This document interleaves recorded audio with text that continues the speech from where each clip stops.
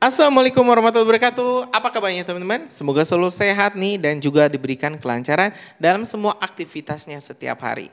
Balik lagi teman-teman di channel kebanggaan kita semua, Kajian Online.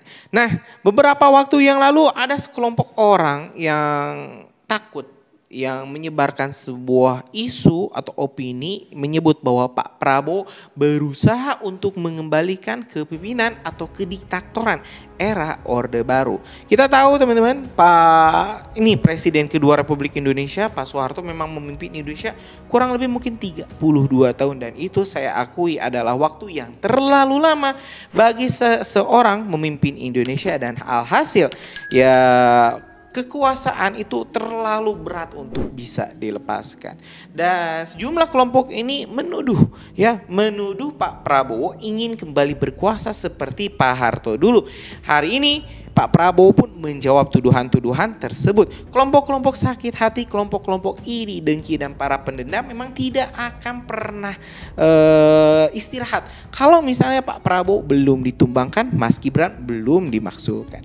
Ya teman-teman, di sini Pak Prabowo menjawab tegas bahwa dirinya ogah berkuasa dengan senjata, apalagi menjadi diktator seperti yang dikatakan oleh sejumlah pihak tersebut. Nah, informasinya teman-teman kita bakal sama-sama dengarkan langsung dari Pak Prabowo dalam salah satu penyampaiannya teman-teman. Jadi bukan saya yang menyampaikan, ini langsung loh Pak Prabowo yang berkata. Nah, biar lebih lengkap dan enggak simpang siur, mending kita dengar dulu pidato penyampaian dari Presiden Republik Indonesia Bapak Prabowo Subianto. Kita simak teman-teman videonya. Dan karena itu senior-senior TNI ada yang terjun ke politik. Pak Edi Sudrajat, Pak Tri bikin partai. Pak SBY bikin partai. Pak Wiranto bikin partai. Saya bikin partai. Kita kenapa? Karena kita ingin berbakti. Karena kita pada ujungnya kita mengakui kedaulatan rakyat. Kita tunduk kepada kedaulatan rakyat. Karena itu kita mau berkuasa dengan meminta mandat dari rakyat. Meminta mandat dari rakyat. Kita tidak mau, TNI tidak mau berkuasa dengan senjata. Pak Harto tidak mau berkuasa dengan senjata. Beliau tampil karena ada vakum. Karena ada krisis. Janganlah kita mau kutak-kutik kebenaran. Janganlah kita mau kutak-kutik sejarah. Kita patriot, kita kesatria. Katakanlah yang benar itu benar dan yang salah itu salah.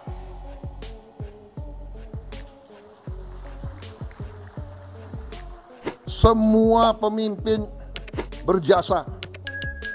Saya di sini, saya bisa maju, saya bisa punya keyakinan bahwa kita akan banyak hasil karena landasan yang dibangun oleh pendahulu-pendahulu sebelum saya.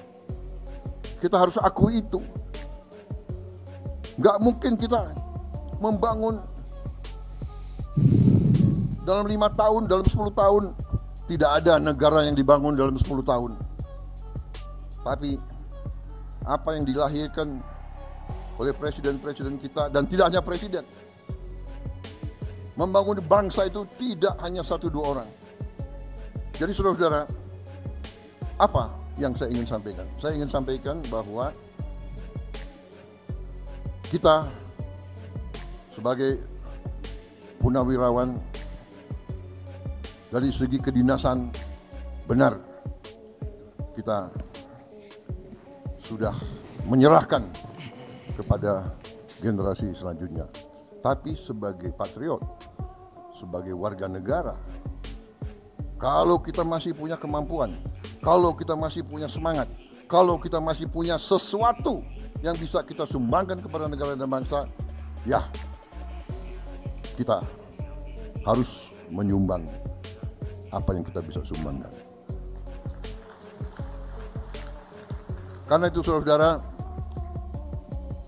Kita hargai semua sikap, semua pendapat, tapi tentunya kita harus belajar dari sejarah. Kita harus lihat kenyataan yang sedang berlaku. Bahwa di dunia ini sekarang hanya yang kuat yang survive. Ini fakta dan kenyataan. Negara-negara yang tidak kuat punah. Kenapa dia punah? Dia tidak mampu bertahan. Kenapa dia tidak mampu bertahan? Karena dia tidak bisa mengamankan sumber-sumber kekayaan dia sendiri. Kalau suatu bangsa tidak bisa menguasai sumber kekayaan sendiri, bangsa itu miskin.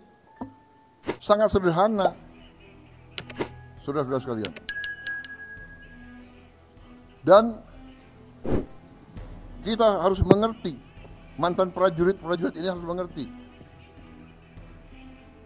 Perang kita tidak inginkan. Perang dahsyat.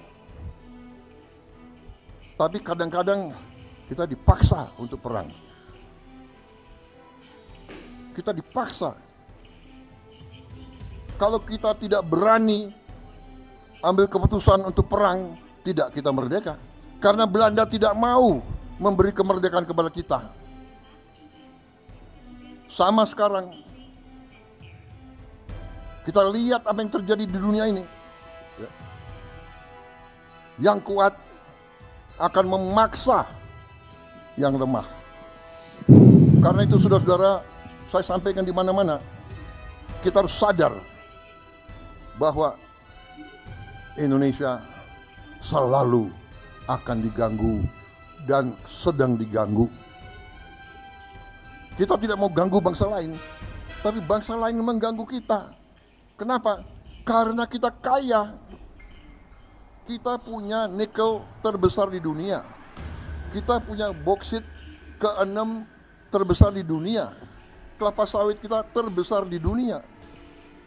Jangan kita anggap enteng kelapa sawit. Kelapa sawit sekarang sudah menjadi komoditas kritis, strategis. Setiap saya kemana, negara-negara mana, mereka minta, yang mulia, tolong kelapa sawit Indonesia kalau bisa prioritas kepada kami. Mesir, Pakistan, India, bahkan Eropa. Ternyata dari kelapa sawit ada 65 atau 67 produk. Di antaranya kita bisa bikin BBM dari kelapa sawit. Negara kita sesungguhnya tidak perlu import BBM sama sekali dari manapun. Dan kita harus tahu, kita import BBM hampir 40 miliar dolar satu tahun. Padahal kita sebenarnya tidak perlu import. Dan saya dalam pemerintahan yang saya pimpin, saya bertekad bahwa Indonesia dalam 5 tahun akan datang harus swasembada BBM, harus swasembada energi. Dan nanti ada yang bertanya, apa bisa? Harus bisa. Nah ini semangat yang ditanamkan oleh Angkatan 45, semangat tidak mengenal menyerah, harus bisa. Merdeka atau mati. Ya teman-teman, barusan kita telah mendengarkan pidato lengkap, pernyataan lengkap dari Presiden Prabowo Subianto yang menegaskan bahwa dirinya tidak akan menjadi pemimpin seperti era Orde Baru yang memimpin Indonesia dengan tangan besi apalagi teman-teman dengan senjata. Pak Prabowo di sini ingin merangkul semua kalangan, baik itu agamis, nasionalis, konservatif, semua ingin dirangkul, yang muda, yang tua, semua teman-teman adalah rakyat Indonesia. Jadi klaim sepihak dari oknum-oknum komplotan, gerombolan, gembong ini yang menyebut bahwa Pak Prabowo ingin menghadirkan kembali era kepemimpinan militeristik, era kepemimpinan diktator, itu semua omong kosong. Mereka sendirilah yang ingin menguasai Indonesia, ingin mengeruk harta kekayaan rakyat Indonesia, bangsa Indonesia. Jadi jelas siapa maling yang meneriaki maling. Oh, ya teman-teman lah yang bisa menentukan apakah mereka ini kelompok-kelompok yang menuntut Mas Gibran dimakzulkan, kelompok-kelompok yang menuduh Pak Jokowi ini ijazahnya palsu, menuduh Pak Prabowo ini seorang diktator, atau teman-teman akan lebih percaya dengan pemerintahan saat ini. Jadi mending percaya yang mana sih? Tulis nih pendapat kalian, pendapat teman-teman di kolom komentar, kita bakal diskusikan. Terima kasih sekali lagi. Assalamualaikum warahmatullahi wabarakatuh.